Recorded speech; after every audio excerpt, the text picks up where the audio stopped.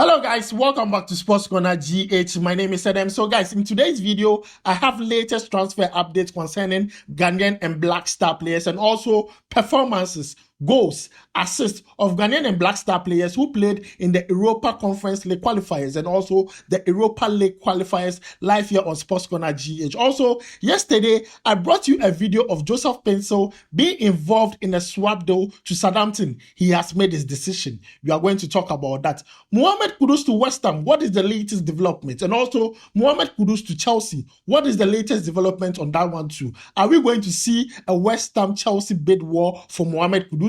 We are going to discuss that live here on Sports Corner GH. There is a team in Spain interested in signing Abdul Fatawu Issahaku. We are going to look at that also, and also latest transfer concerning Alidu live here on Sports Corner GH. So guys, if you have not subscribed yet, please make sure to subscribe. If you have already subscribed to, thank you very much. I really appreciate it. Our giveaway is still ongoing. You can see the instruction on the screen. Comment under this video and any other video we post on Sports Corner GH and stand the chance of winning a free jersey of your choice at the end of this month. That is very simple. So please participate in this giveaway. Now quickly, let me talk about Mohammed Kudus. Now, since the beginning of this transfer, he hasn't uttered a word. He hasn't said anything on social media.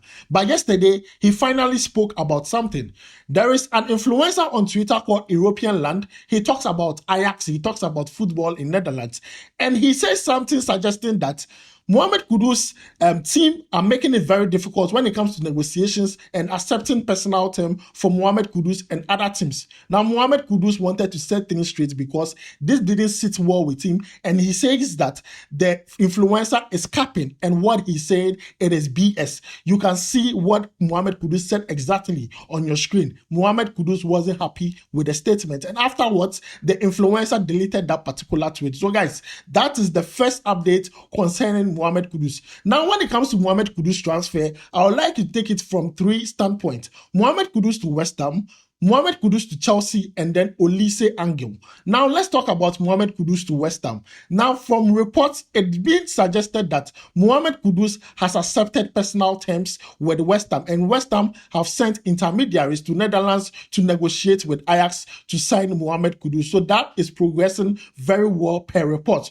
What we also hear is that Chelsea were not able to sign their first choice target, who is in the person of Olise from Crystal Palace. Now, this is what happened to the Olise deal. Crystal Palace threatened Chelsea to report them to the court of tribunal for player tapping. Now, what they did was that Chelsea found a loophole in the Olise deal where they could pay £35 million to actually sign the player. Crystal Palace were not happy with the dealings with Chelsea and decided to report Chelsea. Now, upon hearing this, Chelsea decided to withdraw themselves from this particular race. Now, they have to settle for other options. Mohammed Kudus is on that list, and also Brennan Johnson of Nottingham Forest is also on that list. What we hear per report is that Chelsea have sent intermediaries to go and hijack the deal from West Ham. And these intermediaries are on their way also to Netherlands to also go and negotiate not only with the player, to also negotiate with Ajax. If we know anything about Chelsea, they know how to hijack.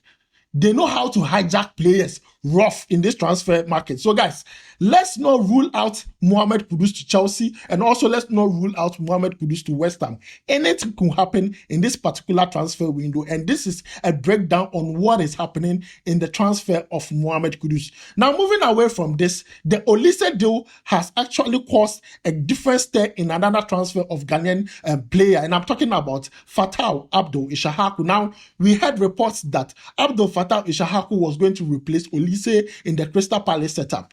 But since Olise signed 4 years contract extension with Crystal Palace, I don't believe that would be happening, because Crystal Palace sent an €8 million bid for Abdul Fatawu Issahaku. It was rejected by Sporting. From what we hear, rumors and reports, there is a team in Spain called Real Valladolid who are interested in signing Abdul Fatawu Issahaku. Now, this is the newest team that has joined 3 other teams that were already interested in signing Abdul Fatawu Issahaku. Now, Sporting has made their stance very clear. It is 50 million and 20 million on all future sales if you want Abdul Fatawu Issahaku. They are not interested in anything called loan. They are not interested. So guys, that is where things stands when it comes to Abdul Fatawu Issahaku's transfer on the transfer market. Now, moving away from this, let's talk about Joseph Paintsil. Yesterday, I brought you a video that Joseph Paintsil was involved in a swap though that could see him land himself in Southampton, and then there is a Southampton striker that could go the other way to Genk. Now, Joseph Paintsil said he's not interested in the transfer swap. He says he's not interested. He wants to continue playing football at Genk. In fact, he believes that Genk can qualify and play for the Europa. He believes that Genk can play Europa. So he wants to stay and play Europa with Genk. So he doesn't want the swap though to go to Southampton. So that swap though for Joseph Paintsil to Southampton has broken down and it's off. That swap deal is off. Now moving away to the final transfer on a Ghanaian or Black Star player would be Alidu. Per report, what we hear is Lille, yes, Lille have submitted or planning to submit 15 million euros to go and sign Alidu from Clermont Foot. They are planning to send 15 million euros to Clermont Foot to sign Alidu. So guys, we'll follow up on this one and bring you every update you need to know, because Alidu is a very important player for Clermont Foot. As to whether they are going to allow the player to leave, it is one to actually watch, because Lille are also looking for real enforcement in their team, and they have identified Alidu as one of the big top players they can bring into that setup. He already knows how to play the French League. He understands what happens there, so this would be very easy for him to adjust and also adapt when he moves to a new club in the French League. So guys, this is the transfer update concerning Ghanaian and Black Star players we have accumulated all over social media, and we are bringing to you live here on Sports Corner GH. Now, moving away from transfers, let's look at performances of Ghanaian and Black Star players who played yesterday in the Europa League and also the Europa Conference League qualifiers. Now, I'm going to begin with Ibrahim Sadiq. Now, Ibrahim Sadiq plays for BK Häcken.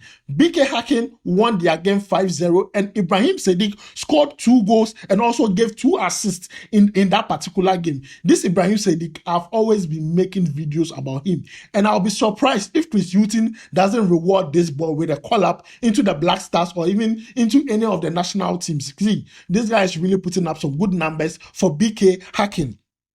Now, moving away from him, let's talk about Bernard Tekpetey. Now, Bernard Tekpetey was on the score sheet for Ludogorets as they won 5-1 against Astana in the Europa League qualifiers. Now, he scored 2 goals. He scored 2 goals in the Europa League qualifiers. See, this is not the first time Tekpetey is scoring 2 goals in a match for Ludogorets, especially in these qualifiers. He has been scoring 2 goals on the constant level, and I believe that if you are looking for players who can solve our goal scoring problems, Bernard Tekpetey should be in the argument. He should be in the argument. It's been so long that we have not even considered him as a solution to our problem. We always consider players who are not even scoring the number of goals he is scoring currently. Now, moving away from that, Joseph Paintsil. Yes, yesterday he played for Genk.